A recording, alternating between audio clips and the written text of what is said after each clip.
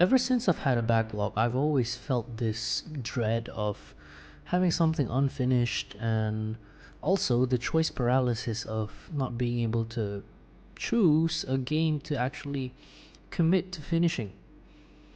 But as we have discussed in the previous videos on the backlog perspectives, I have sort of accepted that sometimes the game chooses you and you kind of have to just give in to it. So it's more of an acceptance of, all right, it's okay to not actively pick something from the list and just embrace whatever you feel like doing right at that moment. And it especially works really well when you have certain games that actually mean something to you, and it's almost like you kind of just realize that you have a certain connection to a certain game when you constantly go back to it without even realizing. So for instance, even though I have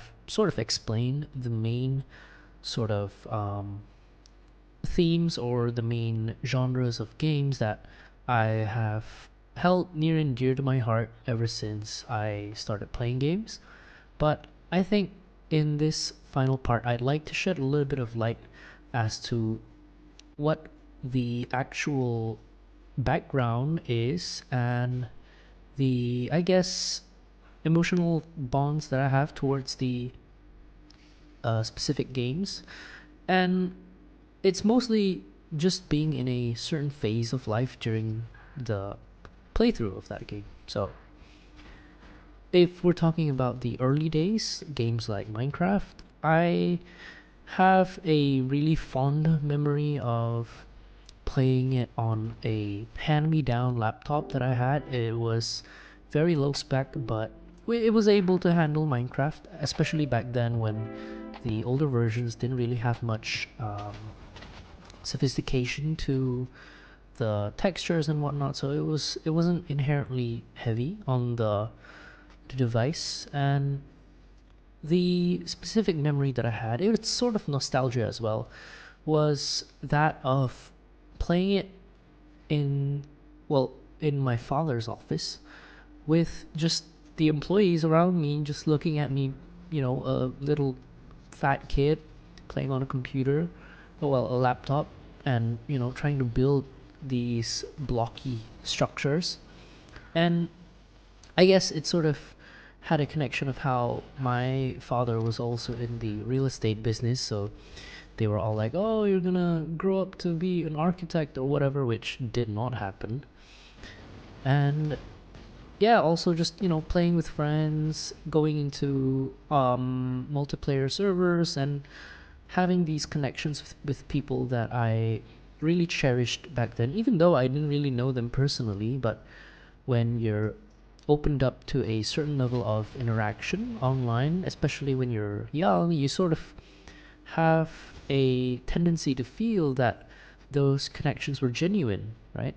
And I also have this weird memory of um, playing in one of the multiplayer servers that my friend introduced me to. It was a vanilla server, but it had, well, it's not 100% vanilla, but it had a couple of plugins like job plugins and whatnot. And I always loved the idea of having a job in game of like, oh, if I pick the builder job, I'd get XP for every block that I place, and every single different block had a different XP rating. And once I level up, I can use those um, leveling points to purchase certain things from the market and stuff like that.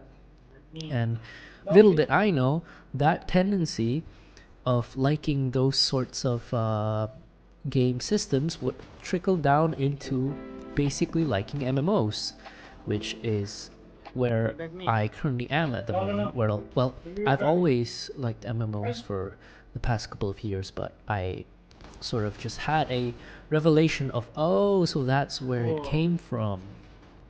And then aside from Minecraft, of course, the absolute elephant of the room being Counter-Strike, which I probably have the most hours compared to all the other games that I've played.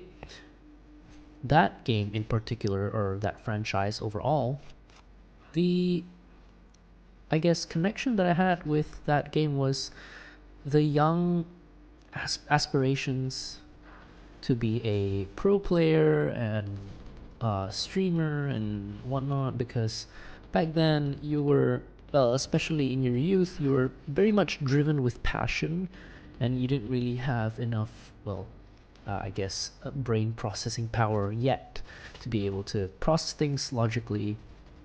And it was cool, remembering the days of teams like Envious, if you know of them.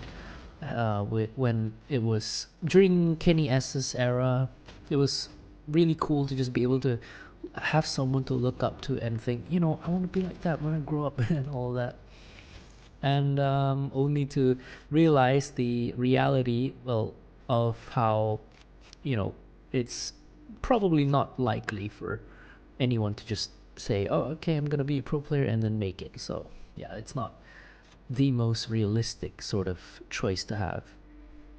And then, of course, connections with friends, playing late nights. I even remember I'd be so addicted to CS back then that I'd wake up early just to play with bots, just a couple of rounds with bots, just because I want to be able to just play the game itself, even before school. Even though back then I would always be late to school, but just because I wanted to play some CS, I woke up early and just played a couple rounds against bots and basically got my dopamine hit from that. And aside from that, when I started to play single player games, I've had a couple of games near and dear to my heart, like Final Fantasy XIV, especially the story, even though I have not experienced the entirety of the what's it called? The basically the whole saga, but I've only played up to Stormblood, which is the max that you can get from the free trial. But it sort of there has been a sort different phases, I guess you could say, different phases of playing Final Fantasy XIV, because the length of that game is very huge. So I wasn't able to just gobble it down in its entirety. So I was in different phases of my life during each arc. So during A Realm Reborn, I was just starting out university. During Heaven's Ward, I was sort of about to finish university, but already had a couple of years of experience working and sort of had the perspective of someone who, well, was working a full-time job and saw the reality of money and all that. And then Stormblood was when I sort of had to try and break out of a certain pattern that I've developed, and, well, whether I realized it or not, but I was trying to, well, yeah, I guess it's gonna sound corny, but just try to break free of the certain shackles that have bound me, and sort of to be able to just choose my own path and be able to liberate myself, for lack of a better word. And it almost sort of always makes sense that these games show up during very specific phases in your life, and when you look back, it all makes sense. Like that quote, I forgot by who, but the one that goes something along the lines of, life always makes sense looking backwards, and you can't make sense of it going forward because you can't predict the future. And then lastly, I'd like to probably give an honorable mention to Final Fantasy XVI. Even though the online discourse about Final Fantasy XVI has not always been the best, but that game still holds a special place in my heart because I played it during a phase of life when I was actually in conflict with a certain friend that I had.